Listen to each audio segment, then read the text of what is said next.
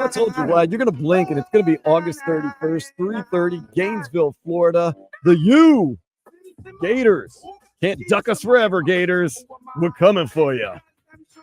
Practice right now. They had their first full scrimmage yesterday, so the U getting closer and closer to that big date. ACC analyst, former NFL quarterback, former Florida State Seminole, EJ Manuel. He sat in a couple different practices.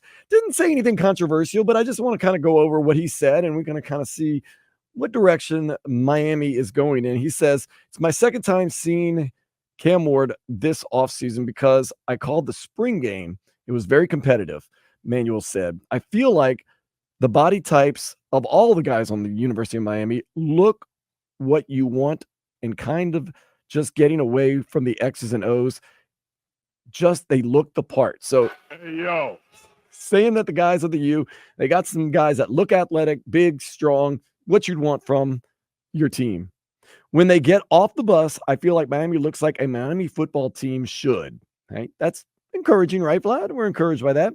I think Cam Ward being here should give this team a ton of confidence in the sense of just consistency, experience, leadership, all those areas that you want to see from a quarterback. And then defensively, I think that's probably the biggest area where I want to see who are they when they play Florida, because I know the offense will gel. They'll be fine. That's encouraging. But I think defensively, you want to see how the front rotates. So EJ Manuel telling you got Cam Ward. You got the running back. Oh, his last name's Martinez, coming in from Oregon State. Cam Ward coming from Washington State. He feels as though the offense, no problem. Xavier Restrepo, going to gel right. He's worried now about the defense. Of course, we've got Ruben Bain, Francis Mauanoa, the Mauanoa brothers. He's telling you that the offense is fine. So Cam Ward is ACC preseason player of the year. And I know, Vlad, you put no stock into that. I say that. Well, they have Cam Ward as the preseason favorite? ACC preseason player of the year. See, now, I don't want to put more pressure on Mario or Cam Ward. But he's a transfer. Right. From Washington State. So that would have meant to me, like fine wine, bro. It's like fine. It's unbelievable. Never turn off the mark. It's unbelievable with this team. It's like I knew it was coming. No, the reason. All right, this is year 3 of Mario, correct? That is correct.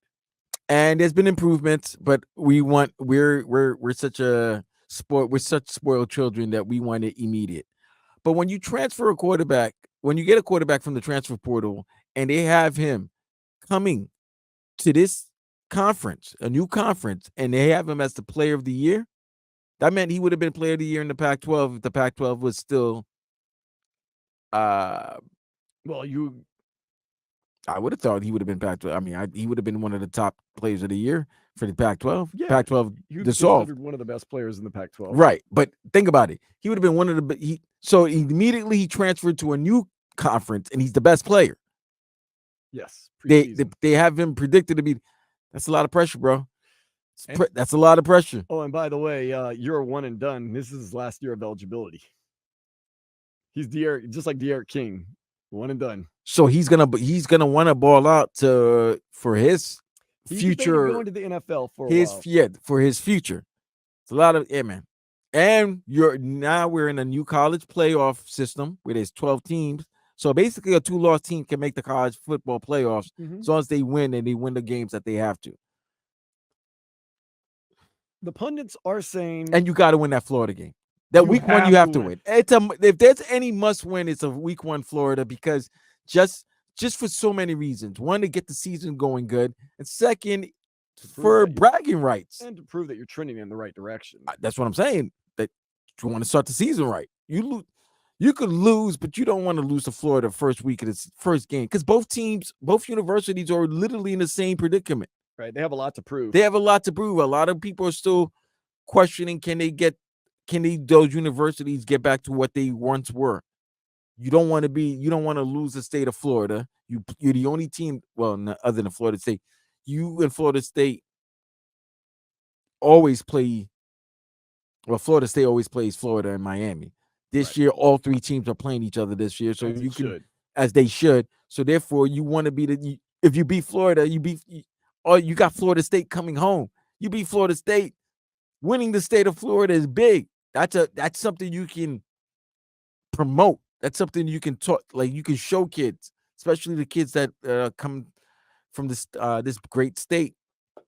Therefore, a lot of pressure on this team this year. I didn't expect to think about it like that, but once hearing what you said that EJ Manuel said, and then you start really thinking about it, like, yeah, you got a great quarterback coming to your university, and he's highly touted. It's a lot of pressure. And you got both your coordinators coming back. On the defensive side, Lance Guidry, and on the offensive side, Shannon Guidry. Shannon Guidry. Not Shannon Guidry. Lance Guidry, Shannon Dawson coming back. So you can't say, oh, every year, because that was there's no new coordinators. Remember, Luke Fickell took a shot at the U. Luke Fickell, coach of the Wisconsin Badgers, saying that Tyler Van Dyke was kind of shook because every year you had a different coach, different coordinators. But yes, you did bring that up. So you have coordinators back, but you have a new quarterback. That's bro. I didn't. Oh man. All right. This needs to be a good year for the U. They are being predicted to finish third in the ACC behind Florida State and Clemson, but most pundits are saying it's going to be a long shot for them to make it into the playoffs. Why? This year. Look at the schedule. There's some tricky wickets in there. I do want to say I saw the schedule. That Louisville Florida State back-to-back is nasty. These are the games that scare me. Well, I mean, of course, you're scared week one against Florida because it's an in-state rivalry. It's the first game of the year. You never know what's going to happen. But I still think the U's okay with that. I worry about South Florida.